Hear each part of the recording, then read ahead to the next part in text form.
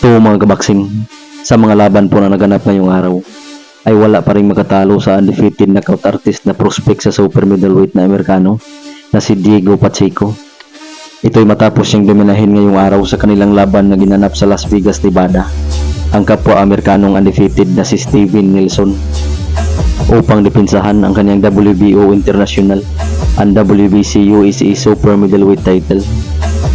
Panalo si Pacheco mga kabaksing via 12 rounds unanimous decision at kanyang napanatili ang kanyang unbeaten na kartada na nag-improve na sa 23 wins with 18 knockouts. Samantalang si Steven Nelson ay nalasap ang kanyang kauna-unahang talo na may 20 wins with 16 KOs.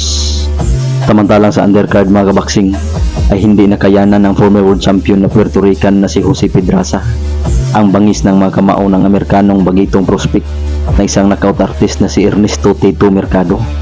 Ito'y matapos siyang malasap kanina ang mapait na pagkatalo via technical knockout sa 4th round sa mga kamay ni Mercado. Ito na ang ikalawang sunod-sunod na talo ni Pedraza mga kabaksing sa pamamagitan ng knockout. Matatandaan natin na last year nung nakaraang Pebrero ay tinalo din siya ni Keishawn Davis sa pamamagitan ng TKO. Dahil sa kanyang sunod-sunod na pagkatalo ay bumagsak na ngayon si Jose Pedraza sa 7 talo, may 29 wins, 14 KOs at may isang tabla. Samantalang si Ernesto Mercado ay isang undefeated knockout artist na may 17 wins with 16 knockouts.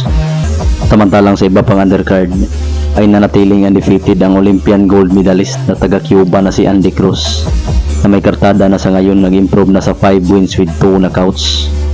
Ito'y matapos niyang dominahin ang Meksikano na si Omar Salcido Gamis at ipatikim nito ang ikalawang talo na may 20 wins with 14 KOs sa pamamagitan ng 10 rounds unanimous decision kung saan ang lahat ng hurado ay parehong pumabor kay Cruz na umiscore ng 99-91, 98-92 at 98-92.